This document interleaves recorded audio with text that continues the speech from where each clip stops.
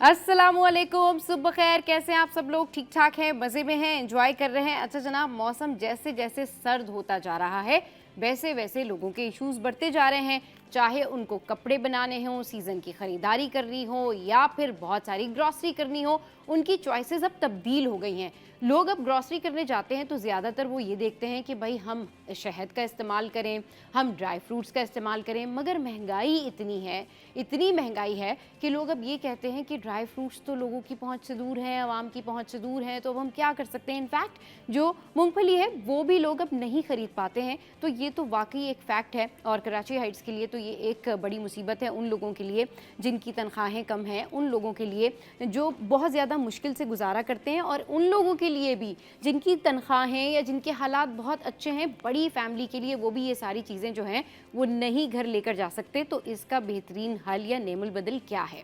जी हाँ, इसका हल और बेहतरीन नेमुल बदल ये है कि आप रोज़ाना की डाइट में ऐसी चीज़ें शामिल करें जो सस्ती भी हों, बनाना भी आसान हो और आपको प्रॉब्लम भी ना हो। जैसे कि अगर आपने प्रोटीन खाना है तो आप नाश्ते में 2 अंडे खा लें। शाम में आपका दिल करता है कि आप कुछ ऐसी चीज़ें खाएं, जैसे कि आपने पिज़्ज़ा खाना है या फिर आपने बाहर से कुछ स्नैक्स मंगा के खाने हैं, तो उसके बजाय अगर वो आप नहीं कर सकते हैं या नहीं मंगा सकते हैं, या जो चीज़ें आप खाना चाहते हैं वो नहीं कर सकते, तो उसकी जगह घर में ही आप जो पापड़ अवेलेबल होते हैं वो फ्राई करके खा सकते हैं। वो उसका बहुत अच्छा ऑल्टरनेट है, मंचिंग के लिए बहुत अच्छा है। ब्रेड के साथ आप चीज़ लगाकर खा सकते हैं। इसके अलावा रात में जो लोग ड्राई फ्रूट खाने के शौकीन हैं या सुबह उठ के जिनको ड्राई फ्रूट खाना होता है, वो उसके ऑल्टरनेट में क्या कर सकते हैं, फ्रूट्स ले सकते हैं। वो भी आपको उतनी ही एनर्जी देते हैं और वो भी आपकी कुव्वत मुदाफ़ियत बढ़ाने में उतने ही काम आते हैं। तो अल्लाह ताला ने हर चीज़ इंसानों के फ़ायदे के लिए रखी है। हर चीज़ में जो है वो नेमत है, हर चीज़ की अपनी एक स्पेशलिटी होती है। हाँ, ये सच ज़रूर है कि कपड़े से लेकर ग्रॉसरी तक हर चीज़ महंगी बढ़ी है। तो जो लोग हम लोग ये सब कुछ नहीं कर सकते हैं, तो उसका ऑल्टरनेट हम ये सब कर सकते हैं। चलिए जी, आगे बढ़ते हैं और अभी शेयर करते हैं हमारी टॉप स्टोरीज़। तो टॉप स्टोरीज़ में आज बहुत कुछ है और शहर कायद से लेकर पूरी दुनिया में क्या कुछ हो रहा है, क्रिकेट वर्ल्ड में क्या कुछ हो रहा है, ये बताएंगे हम आपको हमारी टॉप स्टोरीज़ में। तो हमारी पहली टॉप स्टोरी जो है वो है जनाब, 10 साल बाद मज़ार कायद के गुंबद की मुकम्मल सफाई, मार्बल की ग्राइंडिंग और पॉलिशिंग का आगाज़। ये काम गुज़िश्ता 15 रोज़ तक जारी रहेगा। 25 दिसंबर पर बाबाए कौम की यौम पैदाइश की तैयारियों का तसलसल है। सिंध में 1 माह के लिए सूबे भर में दफ़ा 144 नाफिज, जिसके तहत हर किस्म के अवामी इज्तिमा पर पाबंदी होगी। जुलूस और एहतजाज पर भी पाबंदी होगी। महकमा दाखिला की जानिब से दफ़ा 144 के हवाले से नोटिफिकेशन जारी। पुलिस का रात गए सर्च ऑपरेशन, गैर कानूनी तौर पर मुकीम अफगान बाशिंदे ज़ेर हिरासत। पुलिस का कहना है हिरासत में लिए गए अफराद के शनाख्ती कवायद पूरे नहीं थे। क्रिमिनल रिकॉर्ड चेक करने के लिए उन्हें थाने मुंतकिल कर दिया गया। यूनिवर्सिटी रोड की मरकजी सड़क के साथ सर्विस रोड भी खंडरात का मंजर पेश करने लगी। जगह जगह गड्ढे, मिनटों का सफर घंटों में तय होने लगा। सड़कों पर सीवरेज का पानी जमा। रेड लाइन और K4 प्रोजेक्ट आवाम के लिए दर्दे सर बन गए।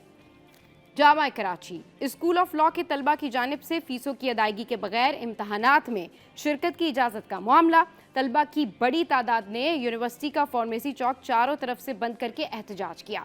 वाइस चांसलर ने इम्तहानात रीशेड्यूल करके 1 हफ्ते का मौका दे दिया। हारिस रऊफ कहते हैं लोगों को लगता है कि खिलाड़ी रोबोट हैं, हम मशीन नहीं हैं, हमसे भी गलतियां होती हैं।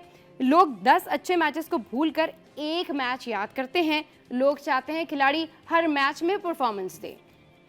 पहला वनडे पाकिस्तान ने श्रीलंका को 6 रन से मात दे दी।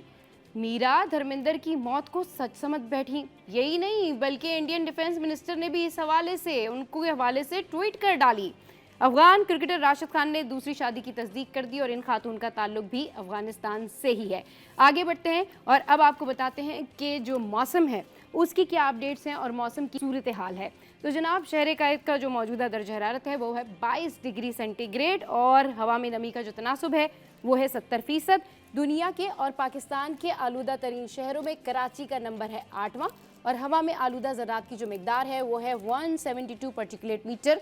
ये कह रहा है जी AQI और ये रिकॉर्ड किया गया है। तो भाई कराची को पोल्यूशन से पाक करें और कराची को साफ़ करें। साफ़ सुथरा कराची जो है सबका एक ख्वाब है। अच्छा जी, आगे बढ़ते हैं और जल्दी से आपके साथ में शेयर करते हैं कि वेदर फोरकास्ट जो है वो आज की क्या रहेगी, पूरा दिन का जो वेदर है वो कैसा रहेगा, 11 बजे, 12 बजे, 1 बजे और 2 बजे क्या सूरत हाल होगी। तो वेदर फोरकास्ट हमारी स्क्रीन पर है जो कि हम आपके साथ में थोड़ी सी देर में अभी शेयर कर लेते हैं। अच्छा, इसका जो एक बड़ा फ़ायदा है ना वो ये है कि इस मौसम में इंजॉय बड़ा किया जाता है। 11 बजे जो है वो 27 डिग्री सेंटीग्रेड, 12 बजे 28 डिग्री सेंटीग्रेड, 1 बजे 29 और 2 बजे 30 डिग्री सेंटीग्रेड जो है वो रहेगा। And now we will talk about health की खबरों में और सेहत के शोबे में क्या कुछ हो रहा है। बड़े बड़े कारनामे हो रहे हैं, डॉक्टर्स बहुत कुछ कर रहे हैं। कौमी इदारा बराए अमराज कल्ब और तुर्की के डॉक्टर्स का बड़ा कारनामा, 16 साला नौजवान के दिल की पेचीदा सर्जरी कामयाबी से मुकम्मल। और ये नाजुक ऑपरेशन जो है वो 16 घंटे तक जारी रहा। दिल से जिस्म तक खून पहुंचाने वाली एवर्टा आर्च को मसनूई ग्राफ्ट से तब्दील किया गया और सर्जरी की फीस 60 लाख रुपए थी। सिंध हुकूमत की मावनत से 60 लाख रुपए की ये सर्जरी मुफ्त अंजाम दे दी गई। अच्छा जी, अब कुछ बात कर लेते हैं आलमी मार्केट में सोने की क्या कीमत है। तो आलमी मार्केट में सोना एक बार फिर महंगा, और सोना जो है वो $59 महंगा होकर $4134 फी औंस पर पहुंच गया। 1 तोला सोना 5,900 रुपये महंगा होकर 4,35,762 रुपये पर पहुंच गया। 10 ग्राम सोना 5,065 रुपये महंगा होकर 3,73,595 रुपए पर पहुंच गया है। अच्छा जी, ये फ़्लाइट शेड्यूल्स जो है वो आपके साथ में शेयर कर लेते हैं। फ़्लाइट शेड्यूल्स क्या है, कराची एयरपोर्ट पर जो परवाज़ों का निज़ाम है वो धरम भरम है। कल भी इस हवाले से हमने आपको बताया था फ़्लाइट ऑपरेशन मुतासिर है, 7 परवाज़ें मनसूख हैं। अच्छा जी, आगे बढ़ते हैं और थोड़ी सी देर में हमारी स्क्रीन पर जो है वो जो पोल्ट्री से रिलेटेड तमाम तर आइटम्स हैं, जिंदा मुर्गी, ब्रायलर मुर्गी, ये सारी जो है वो तफसीलात पॉपअप हो जाएंगी। लेकिन फिर भी मैं आपको बता देती हूँ कि जो ब्रायलर मुर्गी है वो है जी 314। अच्छा, इसमें जो जिंदा थोक भाव के हिसाब से जो मुर्गी मिलती है वो है 326। इसके अलावा जो परचून भाव के हिसाब से ब्रायलर मुर्गी है वो है 334। इसके अलावा जो बग़ैर कलेजी का जो गोश्त है, बग़ैर कलेजी का जो कहलाता है पोटा, वो है जी 505। अच्छा, उसके बाद अंडा फार्मी जो है कम अज़ कम जिसका वज़न जो है वो 58 ग्राम है वो है जी 324। और इसके अलावा अंडा फार्मी कम अज़ कम वज़न जो है जिसका 58 ग्राम है थोक के भाव से फ़ी दर्जन वो मिल रहा है 330 रुपये। इसके अलावा जो अंडा फार्मी है कम अज़ कम वज़न उसका 58 ग्राम परचून भाव से फ़ी दर्जन वो मिल रहा है 338 रुपये। अच्छा जी, आगे बढ़ते हो जल्दी से दालों के जो प्राइस हैं वो आपके साथ में शेयर कर लेते हैं। ग्रॉसरी करने जाना होगा, पता होना चाहिए कि कमिश्नर कराची के जो स्टैटिक प्राइसेस हैं वो क्या हैं। तो माश की दाल जो है वो है 360 पर। इसके अलावा मूंग की दाल जो है वो 335 पर है। इसके अलावा मसूर दर्जा अव्वल की दाल जो है वो 250 पर है। इसके अलावा दाल चना जो है वो 275 पर है। इसके अलावा काबली चना 295 पर है। फिर हमारे पास चना छोटा सफ़ेद जो है वो मौजूद है जी 220। और फिर इसके अलावा जो है काला चना दर्जा अव्वल वो है जी 250। और फिर बेसन की जो दाल है, दाल चना, वो है जनाब 280 पर। इसके बाद आगे बढ़ते हैं और सेल आपके साथ में शेयर करते हैं कौन कौन जा रहा है। दराज वहाँ पर लगी हुई है सेल 80% ऑफ। इसके अलावा गुल अहमद पर भी, आइडियाज़ पर भी ऑफ है 50 to 20% ऑफ। और स्टाइलो शूज़ पर भी 21 से 51% ऑफ है।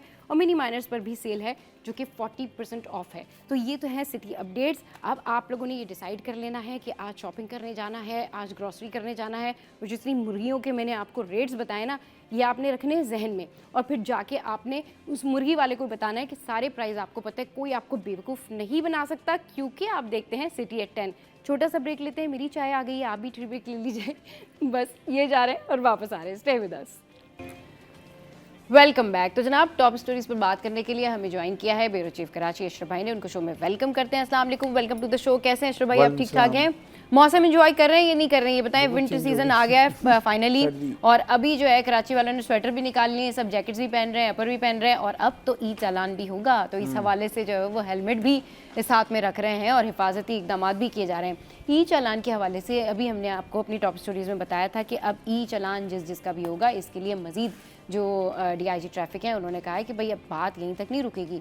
मसला ये है कि अब रोबोट जो हैं वो भी चालान करेंगे और सीधा चालान ई चालान आपके घर पे होगा। भाई रोबोटिक टेक्नोलॉजी भी आ रही है, मतलब हम बहुत ज़्यादा एडवांस हो गए हैं। वो सड़कें क्यों नहीं बना रहे फिर? नहीं, वो रोबोट्स चल जाएंगे इन सड़कों पे? जी, वो तो सब कुछ चल जाएंगे। मतलब हम मेन ये कि देखें, एक चीज़ जो चीज़ें होनी चाहिए थी जो हम बोलते थे, जैसे मेरा भी ये है कि अगर आप किसी को ठीक करना है ना तो उसके लिए कोई सख्त कानूनी अमल दरामद करना होगा। हाँ। कानून मौजूद था, लेकिन अब उसके ऊपर जो है ना सबसे भारी जुर्माने लगाकर अगर आप देखें तो फ़र्क नज़र आ रहा है। अभी भी अगर आप शहर फैसल पे देखें तो थोड़े से इंसान नज़र आ रहे हैं कि इस शहर में रहते हैं। हाँ। पहले जो होता था, अब उसके बाद जो सिचुएशन है वो बहुत फ़र्क है। ठीक सही। है, हज़ारों की तादाद में चालान हुए, ये सब हुए, तो आप काम ना करें ना ऐसे कि चालान हो। अब मैं भी आ रहा हूँ, अब यकीन करें, मैं कंट्रोल शहर फैसला 60 किलो में देखता हूँ तो बिल्कुल रेस जो है 60 किलोमीटर से नीचे रखता हूँ, सीट बेल्ट लगाई हुई होती है, लेन में चल रहा होता हूँ, तो कानून है ना। ये वही फ़र्क है सबा जो हम कई बार कह चुके हैं कि आप कराची में हैं, उसके बाद आप जाएं इस्लामाबाद में, दूसरे मुल्क की बात नहीं कर रहा हूँ, इस्लामाबाद जाएं, लाहौर जाएं, सेफ सिटी प्रोजेक्ट है, और वहाँ पे जो ट्रैफिक के रूल्स अगर आप देखेंगे तो आपको नज़र आएगा कहीं पे कानून पर अमल दरामद हो रहा है। तो उसी मुल्क में एक शहर है कराची जहाँ पे ये नहीं हो रहा था, और उस पर ठीक है लोगों को बहुत बुरा लग रहा है कि हैवी फाइन या ये सब, तो आप नहीं करें ना ऐसी चीज़ें। आप अगर गलत गाड़ी चलाएंगे, गलत मोटरसाइकिल चलाएंगे, बिना हेलमेट के आप बाइक चलाएंगे तो आपका रिस्क है ना, इसमें गवर्नमेंट का क्या रिस्क है?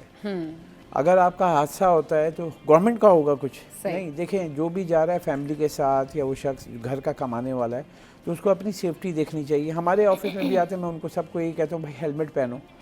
ठीक है, अब मेन ये है कि अगर आप हेलमेट नहीं पहनोगे तो आपका रिस्क फैक्टर सब, आप यकीन करें कराची जैसे शहर में इस ट्रैफिक में आपका जान का रिस्क जो है ना 50% बढ़ जाता है। सही, बिल्कुल ठीक है। क्योंकि सबसे कमज़ोर पूरी बॉडी में ना दो चीज़ें हैं। एक, आपको जब चोट लगती है जब आप बाइक चला रहे हैं ना, तो जैसे ये देखें ये वाली जगह, तो ये सबसे नाजुक होती है क्योंकि इसके गोश्त नहीं है, तो ये हड्डी पे लगती है तो इसकी आप चोट बर्दाश्त नहीं कर सकते। दूसरा है ये सर, अगर आप गिरे और सर में कहीं गलत जगह लग गई ना तो आप कोमा में जा सकते हैं, आपकी डेथ हो सकती है, क्योंकि ये जो है ब्रेन ये बहुत कीमती है।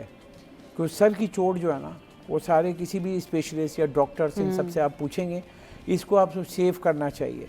और जिस तरीके से हमारे यहाँ कानून की खिलाफ वर्जी होती है ट्रैफिक में, जिस तरीके से हमारे यहाँ मोटरसाइकिलें चलाते हैं, तो उनको सिर्फ यही एक बार फिर दरख्वास्त करूँगी हमारे नाज़रीन को कि उनसे दरख्वास्त है कि अपने बच्चों का ख्याल करें, अपनी माँ जो घर में बैठी है उसका ख्याल करें, आपकी वाइफ है उसका ख्याल करें, आपकी बहन है उसका ख्याल, क्योंकि आप ही उसके सब कुछ हो ना। अगर आप 1-2 मिनट 5 मिनट लेट हो जाओगे तो उसके लिए आप मतलब वो दुआएं कर रही है, माँ कर रही होती है, बहन कर रही होती है, बच्चे कर रहे होते हैं, बाबा आएंगे, मगर आपको बिल्कुल एक्सीलेटर नहीं छोड़ना है। तो आप अपनी सेफ्टी करें, सेफ्टी फर्स्ट है। ठीक है, आप पहले जो लोग को बुरा लग रहा है सबा, मैं और आपसे बात करते हैं, अगर आप गाड़ी चला रही हैं जी, ठीक है, आप ये शुक्र है कि मुझे ड्राइविंग करना नहीं आती, ये बड़ी अच्छी बात है। तो अच्छी चीज है। लेकिन आपने सपोज किया मैं गाड़ी चला रही थी, मैं इमेजिन कर रही थी। आप क्या करेंगे? एग्जांपल, हम कराची में नहीं है, हम लेट्स सपोज हम दुबई में, आपको इंटरनेशनल लाइसेंस मिला हुआ है, आप कानून पे क्या अमल दरामद नहीं करेंगे? बिल्कुल करूंगी, रूल फॉलो तो वहाँ आपको पता है ना आपका लाइसेंस भी कैंसिल हो जाएगा। ठीक है, अगर आपने किसी को हिट कर दिया तो आपके ऊपर हैवी फाइन होगा। तो बहुत सारी चीज़ें, तो वहाँ पे सख्ती है। तो इसलिए देखें, वहाँ पे आप गाड़ियाँ कंट्रोल ये सब देखें तो कानून मौजूद है, तो वही कानून यहाँ पे भी होना चाहिए। तो अगर आप गलती करोगे तब चालान होगा। अच्छा अशरफ भाई, ये जो लोग कह रहे हैं, इससे पहले भी बहुत सारे लोग कह रहे हैं, परसों तरसों से हम इस हवाले से बात कर रहे हैं कि जी ठीक है आपने इम्प्लीमेंट कर दिया ई चालान, मगर आपने लोगों को एजुकेट नहीं किया, आपने इंफ्रास्ट्रक्चर उस तरह से डेवलप नहीं किया। अगर ई चालान आपने एक तो लेट इसको इम्प्लीमेंट किया, पहले होना चाहिए था। लेकिन जो लोग ये तनकीद कर रहे हैं कि जी ई चालान इम्प्लीमेंट हो गया, इसके ऊपर एजुकेशन नहीं दी गई, सड़कें बेहतर नहीं है, फास्ट ट्रैक पे तो जी ठीक है फुटेज आ जाएगी, कैमरा चल जाएगा, बहुत सारी जगहों पर कैमरा नहीं है, बहुत सारे लोगों के जो मोटर बाइक्स हैं वो उनके नाम पर नहीं है, बहुत सारे लोगों की गाड़ियों में प्रॉब्लम है, तो पहले तो डेटा ठीक करना था, पहले जो है दीगर निज़ाम ठीक करने थे, उसके बाद आप इसको इम्प्लीमेंट करते। ये बात कहाँ तक लोगों के रिजर्वेशन ठीक है? देखिए, क्या इससे वाकई बहुत ज़्यादा कोई प्रॉब्लम क्रिएट होगी? जी, ये जो सिस्टमेटिक जाना चाहिए था, ये मानने की बात है कि गाड़ियों को टोटल आपको उसके नाम पे कराना चाहिए था, जो कि इस शहर में नहीं है। इस शहर में अगर सब डाटा देखें हम, तो 45 लाख मोटरसाइकिलें रजिस्टर्ड एक्साइज एंड टैक्सेशन में, 45 लाख। अच्छा, 17 लाख गाड़ियां हैं, 4 लाख रिक्शे हैं जो तीन टायरों वाला, जो किसी से कम नहीं है, और चिंची रिक्शे तो बिल्कुल। अब वो रजिस्टर्ड भी नहीं है बहुत सारे, अब वो चल रहे हैं। इसके अलावा सोने पे सुहागा ये हुआ है कि कारनामा मोटरसाइकिल के पीछे आपने देखा है वो डाला लगा दिया गया है, जो पिकअप बना दिया गया, और वो जहाँ मर्जी आती है वो चला रहे होते हैं। अब यूँ इधर मोड़ दिया, इधर मोड़ दिया, वो पीछे जो डाला है ना, जो गाड़ी को, मेरी गाड़ी को भी हिट हुआ था, वो जाते हुए से नहीं इधर किया, मुझे तो बचाना था, वो हल्का सा जब वो लगा तो मेन ये कि आप बाइक पे जा रहे हैं, फैमिली के साथ जा रहे हैं, तो ये जो सिस्टम है ना, ये इनको ठीक करना चाहिए था। आप शारा फैसल जिसको बोलते हैं, पूरे कराची का शहरक बनाते हैं, सिर्फ शारा फैसल सिर्फ शारा फैसल नहीं है,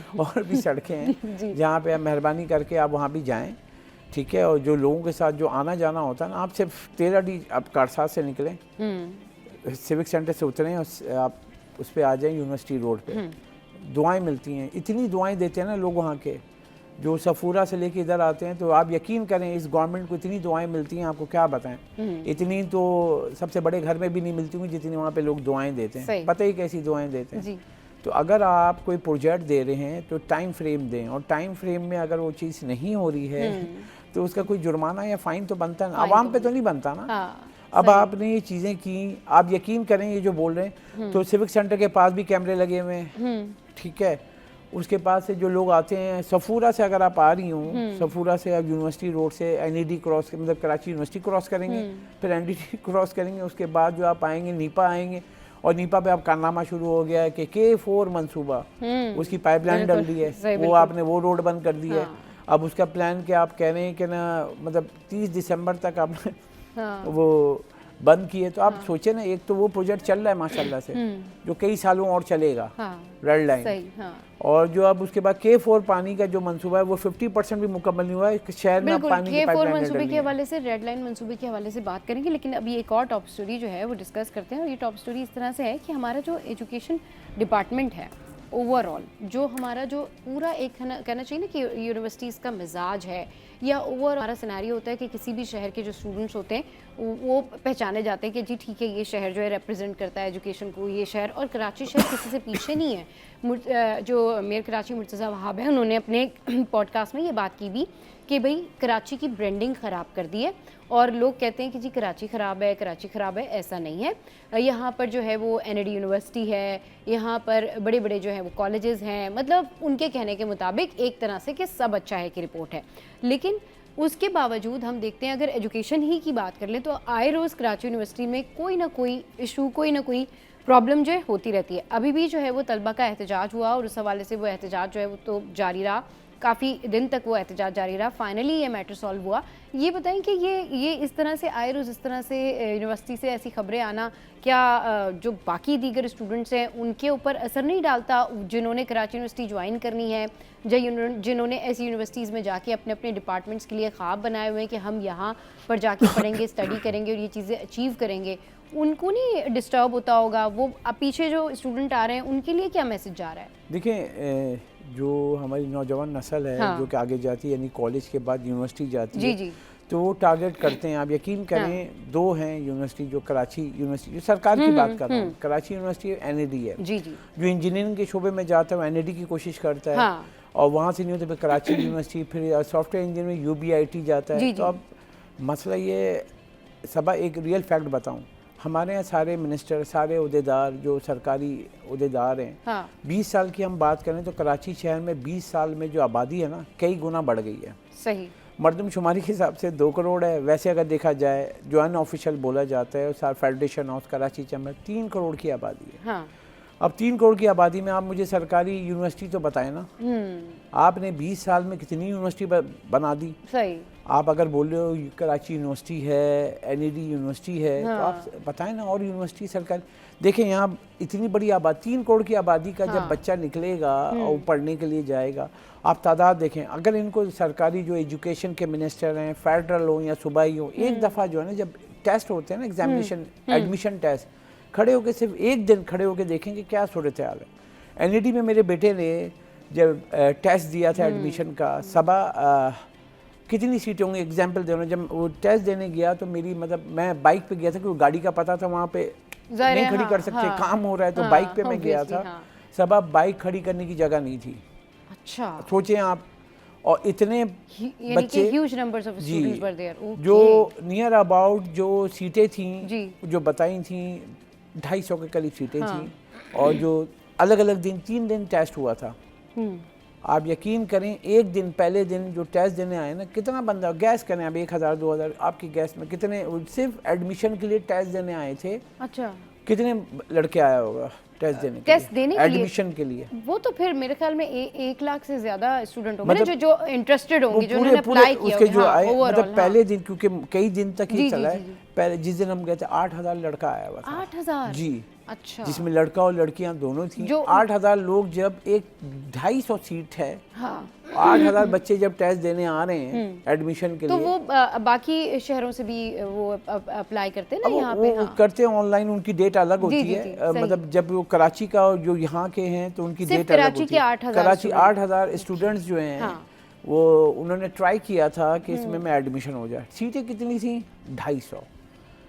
UBIT है कराची यूनिवर्सिटी competition, का, जी। जो सॉफ्टवेयर इंजीनियरिंग जी, जी, कराते जी। हैं कंप्यूटर साइंस में, वहाँ पे 225 सीटें थी। हाँ। इतनी ज़्यादा सीटें, मतलब इस शहर के लिए इतनी ज़्यादा सीटें कैसे दे देते हैं भैया? आप इसको और कम कर देना, बहुत ज़्यादा सीटें हैं। सही। मतलब आप ये बताएं, इस शहर में जब बच्चा पढ़ के कॉलेज से निकल रहा है, वो आगे जा रहा है यूनिवर्सिटी में, तो आप ये बताएं इस शहर के हिसाब से कितनी सीटें होनी चाहिए? कम से कम 1,000 सीट तो हो ना, 1000 सीट्स तो होनी चाहिए। 1,500 सीट हो, 2,000 सीट हो। अब और या यूनिवर्सिटियाँ बनाए, और जो प्राइवेट यूनिवर्सिटी है सबा, मतलब मैं क्या बोलूँ कि मैं नवाफिल अदा करता हूँ, अल्लाह का उस पाक परवरदिगार का शुक्र अदा करता हूँ कि मेरे बेटे का NLD में हो गया।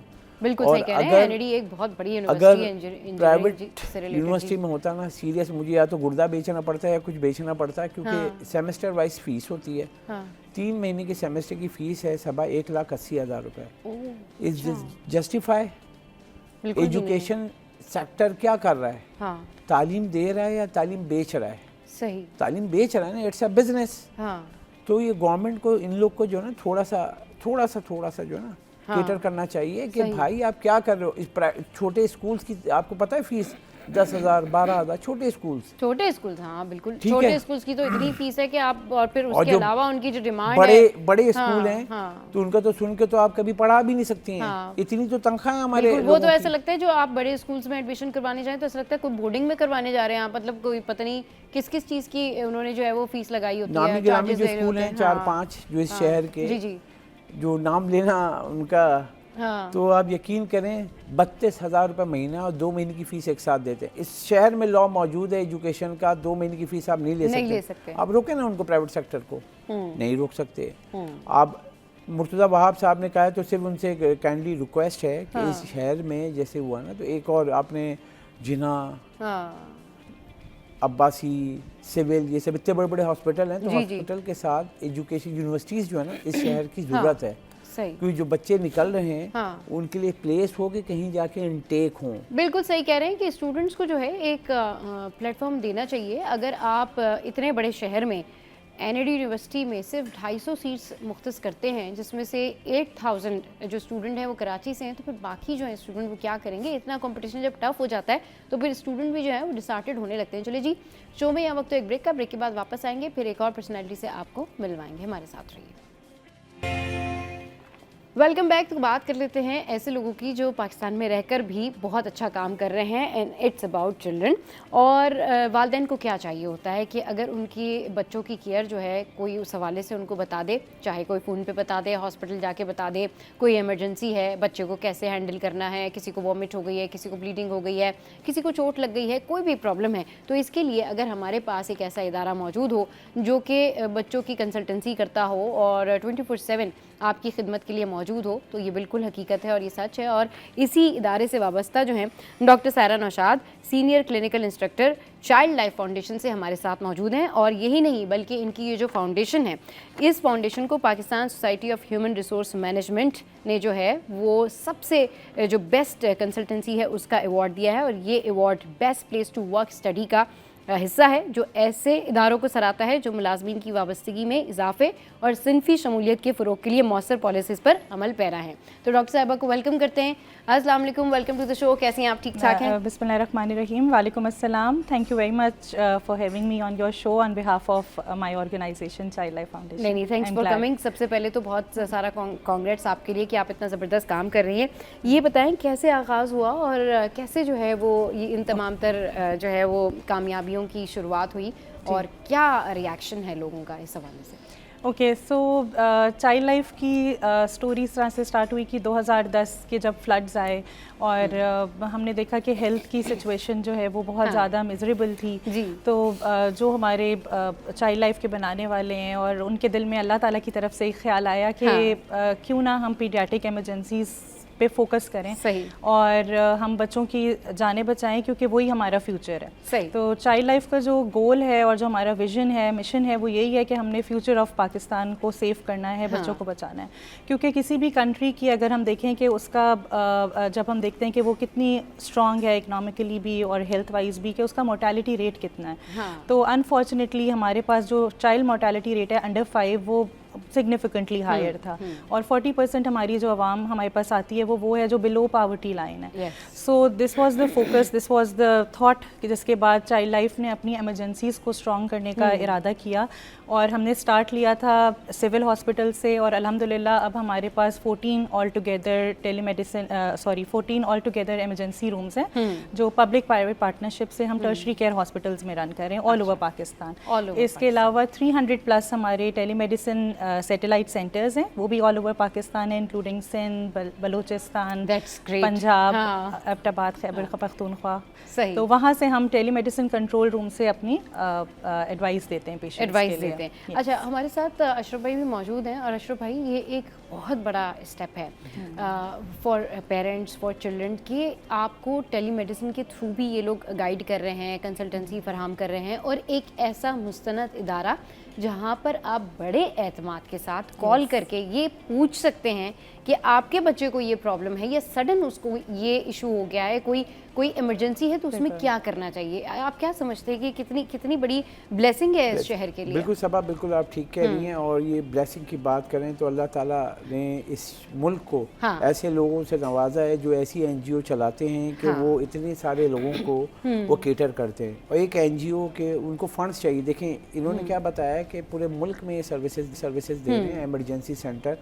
और सबसे पहली बात जो फर्स्ट इंफॉर्मेशन जिसे बोलते हैं ना FIR, तो उसके लिए जो एमरजेंसी में ही जाता है। उसके बाद जो हमारे यहाँ क्या होता है वो सर्विसेज देखें और जो इनकी जो वीडियोस हम देख सकते हैं स्क्रीन पे आप देखें जो एमरजेंसी सेंटर को बच्चों का यानी कि जो न्यू बॉर्न बेबी है उससे लेके 12 साल तक के बच्चों को, बच्चे ही कहते हैं उनको, तो उनको अगर केटर करना है तो वो उसके लिए ऐसी सर्विसेज देना, वो भी एक NGO के थ्रू। सही। गवर्नमेंट की पब्लिक प्राइवेट पार्टनरशिप है लेकिन गवर्नमेंट का अगर हम देखें तो उधर मुझे आपको पता है कि मुझे बहुत अफसोस से कहता हूँ कि हेल्थ और एजुकेशन को हमने मतलब कि बहुत पीछे छोड़ दिया। लेकिन ये दुआएं हैं जो ये NGO को चलाने वाले हैं उनके लिए, अल्लाह पाक उनको और नवाजे ताकि वो इन गरीबों की मदद करें। अच्छा काम। और इतनी बड़ी अगर हम देखें कि पूरे मुल्क में अगर ऐसा सिस्टम चल रहा है तो ये गवर्नमेंट भी कर सकती है। और बहुत सिंपल सा है, मैं आपको बताऊं सिंध गवर्नमेंट ने 630 अरब रुपए का आपका बजट रखा है हेल्थ का। तो वो आप जब दे रहे हैं वो लोग रखे हुए हर वक्त रोते रहते हैं, हर वक्त एहतजाज करते हैं, लेकिन उन लोगों को जो सेहत के लिए वहाँ जाते हैं उनको सर्विसेज नहीं मिलती हैं। तो आप NGO के थ्रू ये चला सकते हैं, वो NGO को दे दें, आप यकीन करें इनसे अच्छा चला लेंगे। सही, बिल्कुल ठीक कह रहे हैं।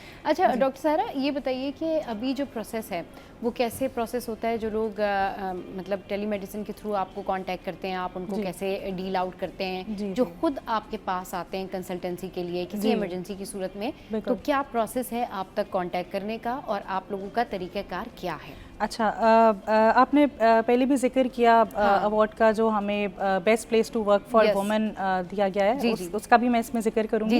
एक्चुअली हमारा जो मेन जो हमारी वैल्यूज़ हैं उसमें टीम वर्क की बहुत अहमियत है, टीम वर्क की है, ह्यूमिलिटी की है, और इसके अलावा हम असेस करते हैं 3 C's के ऊपर, कॉम्पिटेंस, कंपैशन और कंप्लाइंस। ठीक है, ये हमारे मेन फोकस हैं। हम हर एक्सपेक्ट करते हैं कि वो इनको फॉलो करे और इनको इम्प्लीमेंट करे।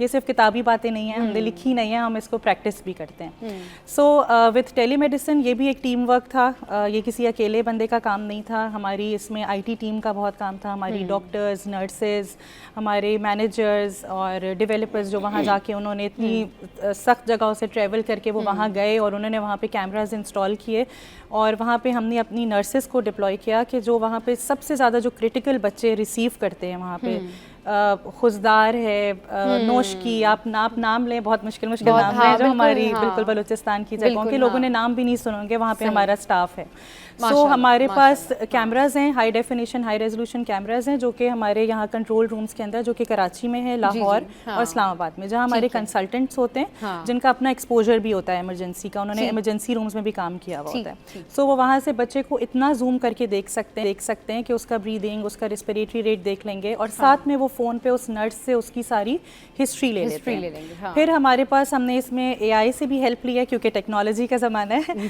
तो हम उसकी प्रपोज्ड एक डायग्नोसिस हमारे पास आ जाती है कि ये बच्चा इस बीमारी से हमें लगता है और ये इसकी मेडिसिन हैं जो हम प्रपोज करते हैं। फिर जो डॉक्टर टेलीमेडिसिन में बैठा है वो उस चीज़ से एग्री करता है और वो उसमें जो चीज़ें ऐड करना चाहता है वो ऐड करता है, और इस तरह से वो इन्फॉर्मेशन उस नर्स के पास जाती है और वो उस मरीज़ को देता है। वहाँ जो डॉक्टर मौजूद है उसको चेक करवा के फिर वो मरीज़ को देता है। सो इस तरह एक मरीज़ के ऊपर 2 डॉक्टर्स की नज़र हो जाती है और एक स्टाफ की। और आपका पेशेंट ऑन 2 डॉक्टर्स। अच्छा डॉक्टर, यहाँ पे पूछेंगे, जब वो फ़ोन के ऊपर ये सारा उसको जो मेडिसिन वगैरह सब फ्री है?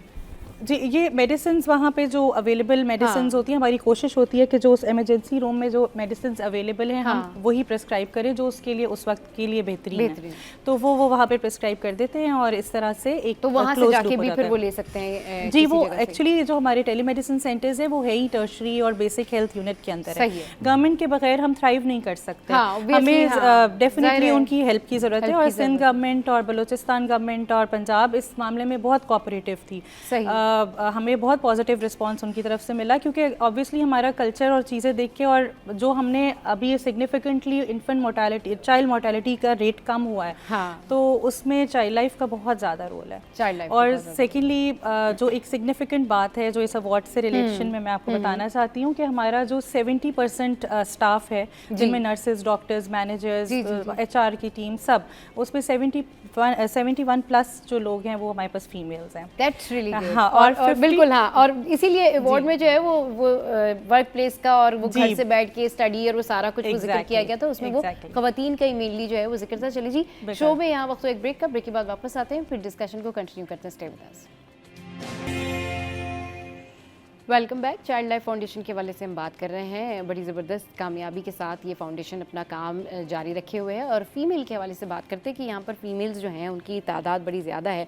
कितना ज़बरदस्त लगता है जब फीमेल एम्पावरमेंट की बात होती है, जब ये बात होती है कि जी ख़वातीन किसी भी फाउंडेशन का बड़ा अहम हिस्सा हैं और वहाँ पर रूल करती हैं या वहाँ पर वो बड़ा ज़बरदस्त काम करती हैं। थोड़ा सा इस एक्सपीरियंस के हवाले से बताएं। जी बिल्कुल, उसी कॉन्टेक्स्ट में जैसे हमारी 70% स्टाफ जो है वो फीमेल्स हैं जी, और उनमें से अब मुझे बहुत खुशी हो रही है ये बताते हुए कि 52% जो है वो लीडरशिप पोजीशंस के ऊपर हैं females. So this is something to be very proud of, क्योंकि देखें कोई भी औरत कहीं पे भी काम करना चाहेगी तो उसके लिए 3 चीज़ें बहुत मैटर करती हैं कि एक तो उसकी सेफ्टी हो, दूसरा उसकी रिस्पेक्ट हो, और उसके पास अपॉर्चुनिटीज़ हो फॉर ग्रोथ। और अल्हम्दुलिल्लाह हमारे पास ये तीनों चीज़ें हम प्रैक्टिस करते हैं यहाँ पे। और एक एग्जांपल मैं आपको देना चाहती हूँ कि जैसे हमारे पास एक जूनियर डॉक्टर ने ज्वाइन किया कुछ साल पहले, तो उनका यही कंसर्न होता है कि हम नाइट शिफ्ट, अब हमने ट्रेनिंग्स कर ली, अब दोबारा नाइट शिफ्ट करेंगे और ये तो इमरजेंसी है, या हम यहाँ पे किस तरह से काम करेंगे। तो मैंने उससे कहा कि आप काम करना शुरू करो और आपके घर वालों को भी कॉन्फिडेंस आएगा और आपको भी। और अब अल्हम्दुलिल्लाह इतने टाइम के बाद, जब बल्कि शुरू में जब उसने काम करना शुरू किया तो उसने कहा कि मैम मुझे बहुत अच्छा लग रहा है यहाँ पे काम करते हुए ना, आई फील एट होम। तो अब माशाल्लाह वो एक हमारी पीडियाट्रिक यूनिट जो इमरजेंसी है उसको हेड कर रही हैं माशाल्लाह, और अपने साथ अपने जूनियर डॉक्टर्स को वो ट्रेन भी कर रही हैं। सो ट्रू एम्पावरमेंट मेरा ख्याल है यही है कि आप अपॉर्चुनिटीज़ दें फीमेल को ग्रोथ के लिए। हमारे पास हर अगर आपके पास ऐसा एनवायरनमेंट है जो सेफ है, ख़वातीन की वहाँ रिस्पेक्ट है, ग्रो करने के चांसेस हैं, अपॉर्चुनिटीज़ है, या लोगों के अंदर इतना हौसला है कि वो उन्हें सुन सकें, ये बड़ा ज़रूरी है ना कि अगर कोई खातून की कोई बात कह रही है तो उसको सुन ले, क्योंकि हम जो है ना हम ऐसे माशरे में रहते हैं जो मेल डोमिनेंस का माशरा है, तो वहाँ पर अपनी एग्जिस्टेंस को प्रूव करना या अपने ख्यालात का इजहार करना या इस तरह की बात किसी को समझाना, वो भी नर्सिंग के शोबे में, Exactly. कि जब आपने किसी की जान बचानी है तो जी। उस वक्त अगर आप मशवरा दे रहे हैं तो लोग ये समझें कि आप इतने बिल्कुल। काबिल हैं कि आप किसी को गाइड कर सकते हैं। बिल्कुल। और ये तो ये बड़ी रिस्पॉन्सिबिलिटी वाली बात है। एग्जैक्टली। और ये सेफ्टी वाला एलिमेंट ना सिर्फ हम आपस में फील करते हैं, क्योंकि हमारे इर्द गिर्द ज़्यादातर सब खवातीन हैं, सब तो खवातीन वो हैं, हमें वो एम्पावरमेंट मिलती है। और वो खवातीन कोई टॉक्सिसिटी नहीं है, हम उसमें एम्पैथी, ह्यूमिलिटी है, हम ना सिर्फ मरीज के लिए और मरीजों में भी हमारी यही पॉलिसी है कि साथ में कोई फीमेल और हो, एक मदर। ट्रस्ट भी बिल्ट हो जाता है, क्योंकि जो पेरेंट्स है ना उनका ट्रस्ट भी बिल्ट हो जाता है, क्योंकि उनको पता होता है कि इसमें कई सारी खवातीन ऐसी होंगी जो खुद भी मदर्स हैं, तो वो जाहिर है दूसरे के बच्चे के लिए उस तरह से तो नहीं कर सकती है कि वो कोई नेग्लिजेंस दिखाएं या कुछ इस तरीके से करें। That's really great. अच्छा, जहाँ तक बात हो रही है ना कि आपने कहा कि night shifts and all that, तो जब ये मामला होता है ना, तो जिसको अपने काम से प्यार होता है या जो पैशनेट लोग होते हैं जिन्हें कुछ करना होता है, वो फिर अपने आप को वाकई प्रूव करते हैं। और ऐसी बहुत सारी खवातीन होंगी आपके पास जो कहती होंगी नहीं जी ठीक है, हमने बल्कि इससे ज्यादा काम करना है। बिल्कुल एग्जैक्टली ऐसे ही है। और फिर जब आप मेहनत कर रहे हैं और वो नजर आ रहा है और लोग आपको अप्रिशिएट कर रहे हैं, आपको मोटिवेट कर रहे हैं। अब लीडरशिप भी ऐसी ना हो कि वो सिर्फ आपको कमांड करे। लीडरशिप ऐसी वो हमारे साथ ग्रो करती है, लीड विद एग्जाम्पल। तो हम यही कहते हैं कि आप जो भी काम खुद कर रहे हैं तो आपके जो जूनियर्स हैं वो आपको देखते देखते वही चीज़ और उसी लाइन पे चलेंगे। और जो बात आपने की कि मदर्स जो हैं, पेरेंट्स, और वो ऑब्वियसली ऐसा ही होता है कि ऐसा लगता है कि हर बच्चा जो यहाँ पे आ रहा है ये हमारा ही है। और वो फिर जब आप पेन और वो चीज़ जब आप उस लेवल पे फील करते हो तभी आप, क्योंकि हम अगर कोई न्यूज़ भी देख रहे होते हैं ना, तो उसमें अगर किसी के भाई के साथ कोई प्रॉब्लम हुई है तो आप अपने भाई का सोच रहे होते हैं कि देखिए मेरा भी तो भाई है। अगर आप किसी के वालिद साहब के साथ कोई प्रॉब्लम होती है तो आप अपने फैमिली के ऊपर रखकर चीजें सोच रहे होते हो, तो आपके इमोशंस जो है ना वो और ज्यादा चेंज हो जाते हैं, पॉजिटिव हो जाते हैं और वो हेल्पफुल हो जाते हैं। जो पेरेंट्स आते हैं उनका कैसा रिस्पॉन्स आता है, और जो बच्चे अच्छे से ट्रीट होके चले जाते हैं और फिर अपनी ज़िंदगी एंजॉय करते हैं आगे, उनका कभी कोई रिस्पांस आता है कि नहीं जी आपने हमें बड़ा ज़बरदस्त रिस्पांस दिया, आपने बड़ा अच्छा बिल्कुल ऐसा ही है। देखिए हमारे पास जो है ना इलाज तो सब करते हैं, लेकिन जो आप बात करते हैं और जैसा आप अगले को महसूस कराते हैं वो बहुत ज़रूरी होता है। तो हमारे यहाँ कम्युनिकेशन पे बहुत ज़्यादा फोकस है कि आपने बात किस तरह करनी है। इसके ऊपर हम बाकायदा ट्रेनिंग्स करते हैं कि आपने मरीज़ से बात कैसे करनी है, उसकी माँ को आपने तसल्ली किस तरह से देनी है, क्योंकि जाहिर है उसके उस वक्त तो उसकी हर चीज़ शटर हुई हुई होती है ना, वो आपके ऊपर चीखेगा भी, चिल्लाएगा भी। लेकिन अगर आपने उससे शुरू से लेकर आखिर तक बात अच्छे से की होगी, उसको तसल्ली दी होगी, उसका नाम पूछा होगा, उसको उसके नाम से बुलाया होगा, तो वो जाते जाते आपका शुक्रिया अदा करके जाते हैं, आपको दुआएं देते जाते हैं। इवन अगर गॉड फॉरबिड कोई एक एक्सपायरी हो जाए, किसी बच्चे की डेथ हो जाए, तो वो माँ बाप भी आपको दुआएं देते जाते हैं। तो इसमें बहुत एग्जैक्टली कि आप बात किस तरह से कर रहे हैं मरीज के साथ, तो इसका बहुत ये एक बड़ा जो है ना कम्युनिकेशन स्किल्स होना, ये मामूली बात नहीं होती है। अगर आपके पास कम्युनिकेशन स्किल हैं, आप लोगों को अच्छे से डील आउट करते हैं, तो ये बहुत बड़ी बात होती है, क्योंकि आपको नहीं पता कि कौन किस प्रॉब्लम से आ रहा है और कितने किसके ऊपर मुसीबत का पहाड़ टूटा हुआ है। जिसका बच्चा जो है वो इमरजेंसी में आ रहा है, तो जाहिर है वो आपसे कोई सही मूड से तो बात नहीं करेंगे, उनको तो ये अर्जेंसी होगी ना कि उनका जो बच्चा है, उनका जो फैमिली मेंबर है वो जल्दी से ठीक हो जाए और उनको जल्दी से ट्रीट किया जाए। और जब अच्छे डॉक्टर जो है वो ऐसे केसेस टेकअप करते हैं, अच्छा नर्सिंग स्टाफ जो है वो इन केसेस को टेकअप करता है, तो पेरेंट्स की जो परेशानी है वो काफ़ी कम हो जाती है। बहुत शुक्रिया डॉक्टर सायरा, बहुत शुक्रिया अशरफ भैया, आप हमारे शो पर आए। चलिए जी, शो में यह वक्त तो है एक ब्रेक का, और हेडलाइंस ब्रेक के बाद वापस आएंगे, करेंगे ढेर सारी बातें, और एक और बड़ी ज़बरदस्त पर्सनैलिटी हमारे साथ है जो हमें ज्वाइन करेंगी। इस ब्रेक के बाद हमारे साथ रहिए।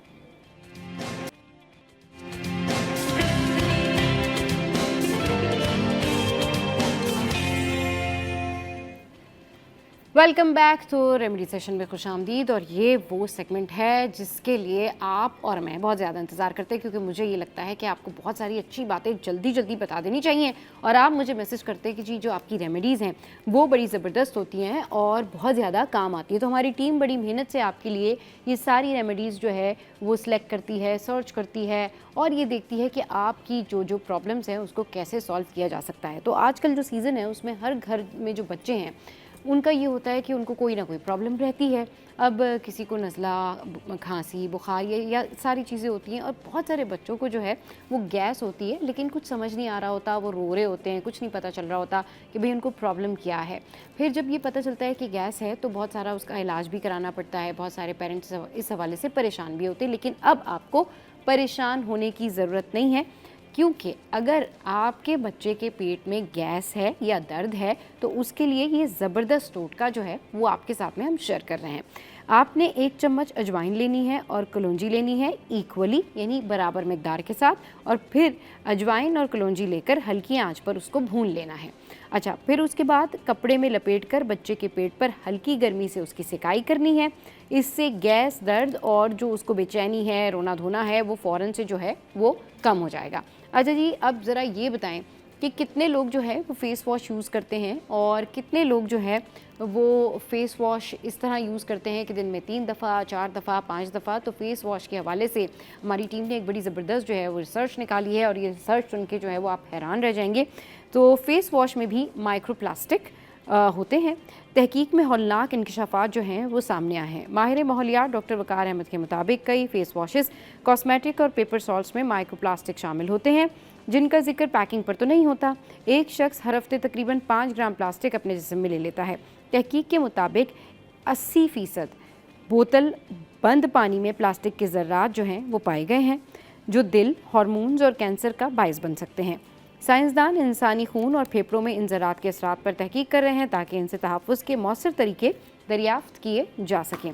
अच्छा जी, आगे बढ़ते हैं और what's going on in the technology world. तो टेक्नोलॉजी की दुनिया में क्या हो रहा है? टेक्नोलॉजी की दुनिया में जो है वो जदीद तरीन निज़ाम जो है वो नाफिज़ किया जा रहा है। मुख्तलिफ़ किस्म की एडवांस चिप्स जो हैं वो इंट्रोड्यूस कराई जा रही हैं। रोबोटिक सिस्टम है, इसके अलावा AI ने जो है वो धूम मचाई हुई है।